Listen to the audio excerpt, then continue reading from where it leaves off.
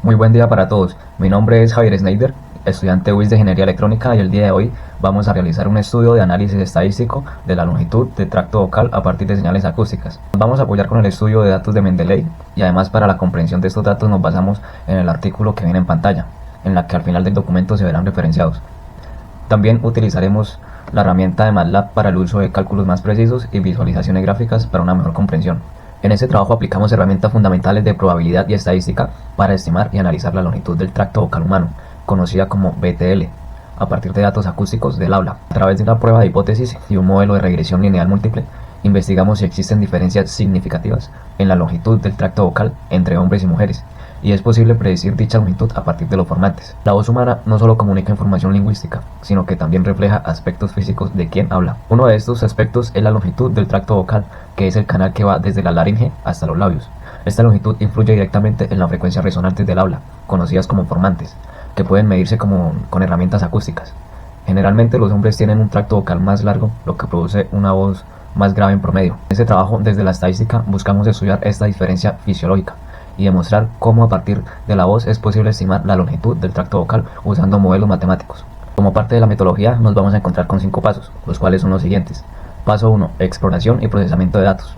Para eso utilizamos una base de datos pública obtenida desde el repositorio Mendeley Data, que contenía registros acústicos de hablantes adultos, tanto hombres como mujeres. Los datos venían en archivos de Excel separados y cada archivo contenía una serie de frecuencias llamadas formantes, que son valores acústicos que reflejan la resonancia del tracto vocal. Los más importantes son de F1 a F4.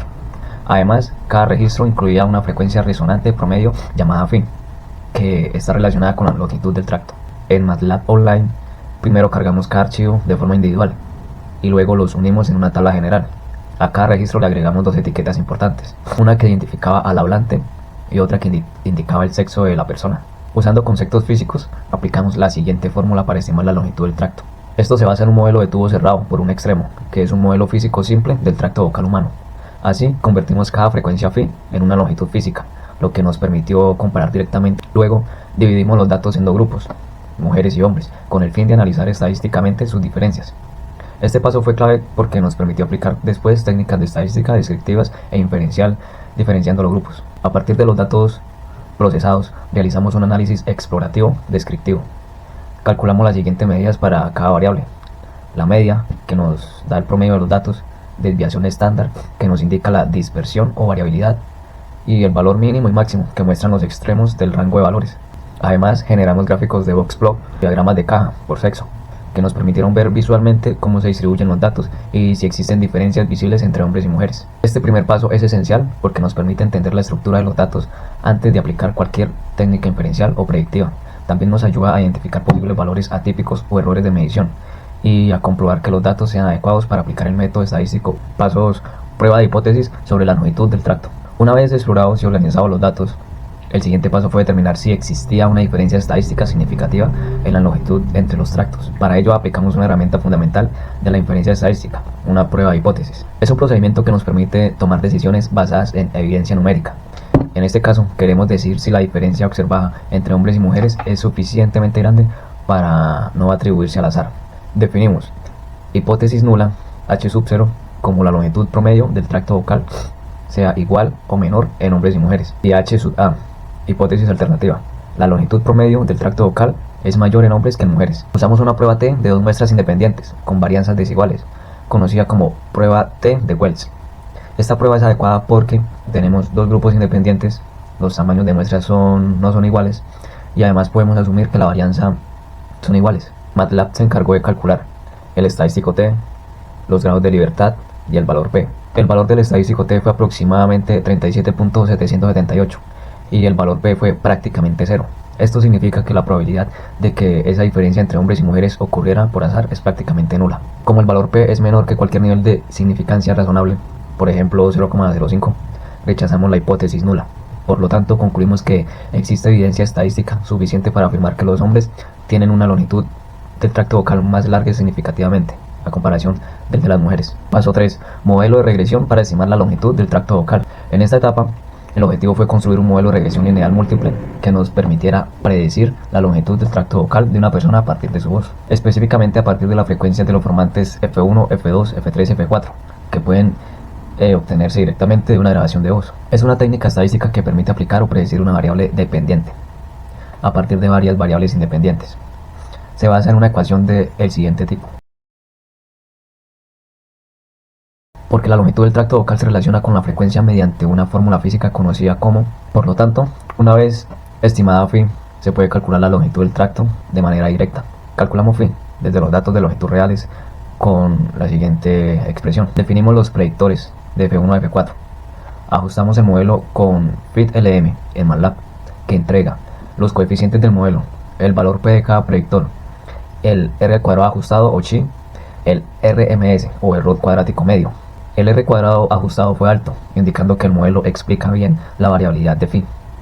Varios coeficientes tuvieron valores menores a 0,05, lo que indica que los formantes tienen un impacto significativo sobre la frecuencia resonante. El RMS fue bajo, indicando un buen ajuste general. Para evaluar si el modelo era válido, hicimos un análisis en los residuos, es decir, la diferencia entre lo que el modelo predice y lo que se observó realmente. Se graficaron residuos versus valores ajustados para detectar las no linealidades o varianza no constante. También el Q versus Q para verificar si los errores se distribuyen normalmente, y la phi observada versus la phi predicha para ver qué tan bien predice el modelo. Cada coeficiente del modelo nos dice cuánto cambia la frecuencia resonante estimada cuando cambia un formante específico, manteniendo los otros constantes. Por ejemplo, si el coeficiente de F1 es positivo, eso indica que a mayor F1 se espera una mayor phi, lo que implica una menor longitud del tracto vocal. Una vez aplicada la prueba de hipótesis y ajustado el modelo de regresión lineal, pasamos a interpretar los datos obtenidos y reflexionar sobre su validez, consistencia y limitaciones. Por un lado, la prueba de hipótesis nos permitió comprobar, con base en el valor P, que la diferencia en la longitud del tracto vocal entre hombres y mujeres es estadísticamente significativa. Por otro lado, el modelo de regresión lineal múltiple mostró que las frecuencias formantes de F1 a F4 están fuertemente asociadas con la frecuencia resonante phi, que a su vez permite estimar la longitud del tracto vocal. Sí, ambas metodologías, la inferencia o hipótesis y la predictiva o regresión, convergen en la misma conclusión. ¿Cuáles? 1. Existe una diferencia real entre sexos en cuanto a la longitud del tracto vocal. Y 2. Es posible predecir esa longitud a partir de señales acústicas como los formantes. Aunque los resultados son sólidos, también debemos considerar algunas limitaciones. El tamaño de muestra del residuo, la calidad y homogeneidad de los datos, el supuestos de los modelos lineales y el contexto controlado. Finalmente pensamos sobre las aplicaciones prácticas que pueden tener la posibilidad de estimar la longitud del tracto vocal a partir de la voz humana. Biométrica acústica. Como la BTL es una característica fisiológica única y difícil de falsificar, podría utilizarse en sistemas de identificación personal o autenticación por voz. 2. Reconocimiento de género y edad.